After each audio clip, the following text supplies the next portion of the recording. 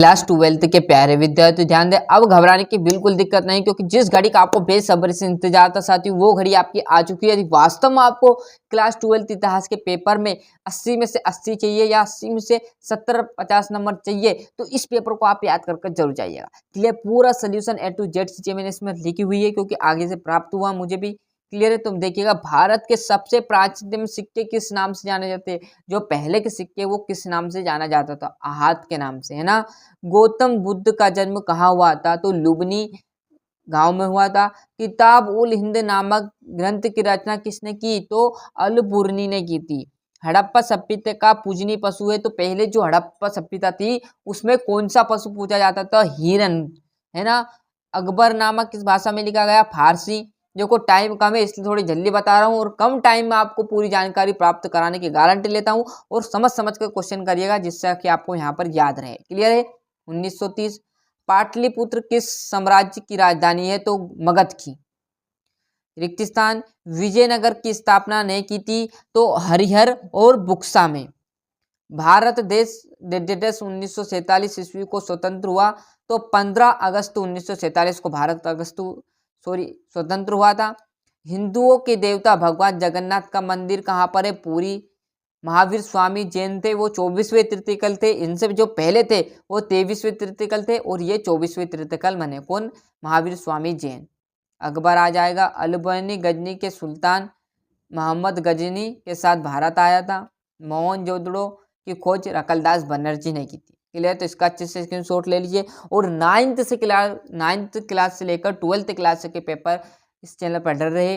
कोई भाई, कोई दोस्त या रिलेशन में हो तो आप चैनल के लिंक को जरूर पहुंचाइए, जिसके जरिए वो उनके क्लास के पेपर देख ले। 9th से लेकर 12th तक, बार बार कह रहा हूँ, एक बार लिंक जरूर पहुंचाइएगा, है ना।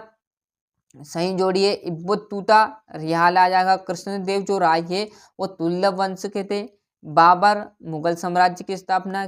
कोटल्ली मतलब अर्थशास्त्र नामक ग्रंथ के रचयिता। तो यहाँ से जोड़ी का भी अच्छे से स्क्रीनशॉट ले लेना, क्योंकि अब टाइम नहीं है हमारे पास। जो टाइम था वो टाइम गवा दिया, अब बहुत ही कम टाइम बचा है ना। जैन धर्म के कितने तीर्थंकर थे? तो मैंने बताया था 23वें थे, और 24वें महावीर स्वामी जैन धर्म थे, है ना।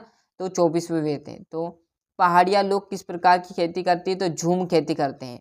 लॉर्ड कर्नवालिस कौन था? तो एक गवर्नर जनरल था। मनुस्मृति आ जाएगा। लेथुल आ जाएगा। छठे की बात करूँ तो भारतीय राष्ट्रीय कांग्रेस की स्थापना 1885 ईस्वी में हुई थी। अल-बुरुनी का वास्तविक नाम अब्बू रेहान है ना। सत्यासत्य भी टिक मार्क लगा दिए। मौर्य शासक अपने नाम के आगे देवपुत्र की उपाधि लगा देते। भैया गलत बात है, किसी ने गलत लिख दिया। वो अपने जो नाम था उसके आगे कोई देवपुत्र की उपाधि नहीं लगाते थे। महात्मा बुद्ध आत्मा के अस्तित्व में विश्वास नहीं करते थे, तो बिल्कुल सस्ती बात थे, उन्हें विश्वास नहीं था, ये बात भी सत्य है। हड़प्पा सभ्यता के लोगों का प्रमुख व्यवसाय कृषि था, तो पहले कृषि की जाती थी, अभी भी कृषि की जाती है। क्लियर है, यह सत्य रहेगा।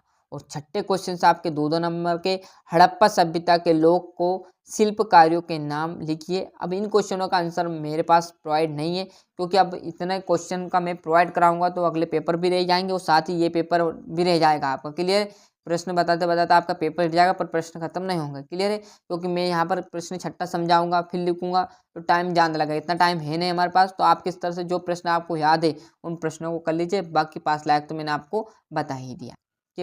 क्लियर है। हड़प्पा सभ्यता भारतीय संविधान के अनुच्छेद 356 का अर्थ है। क्लियर, जैसे मैं 7 प्रश्न आपको बताऊं तो किसी विद्यार्थी को 7 प्रश्न याद, तो उसका तो टाइम वेस्ट हो रहा है ना, आपका फायदा हो जाएगा। मुझे 8वां, किसी को 8वां याद है, किसी को 8वां नहीं याद, तो ऐसे चक्कर में आपका पूरा गड़बड़ हो जाएगा माहौल।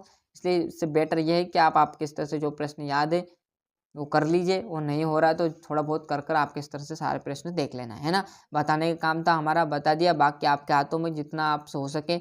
राम राम की लूट है, लूट सके तो लूट, अंतकाल पछताएगा जब प्राण जाए छूट। क्लियर है, बाद में पछताने से कोई फायदा नहीं।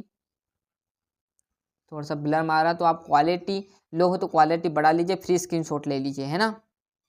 ये आपका अशोक के धम्म की प्रमुख विशेषताएं। भक्ति आंदोलन की उपत्तियों के कारणों की विवेचना कीजिए। क्लियर, 1857 के विद्रोह के सैनिक कारणों की विवेचना। अलवार, है ना। भारत के मानचित्र आपका, है ना। तो इस प्रकार मैंने आपको यहाँ पर पूरा जो यहाँ पर हमारा पेपर था इतिहास का वो आराम से समझा दिया। कोई और भी पेपर आएगा तो वो भी मैं आपको प्रोवाइड कराऊंगा।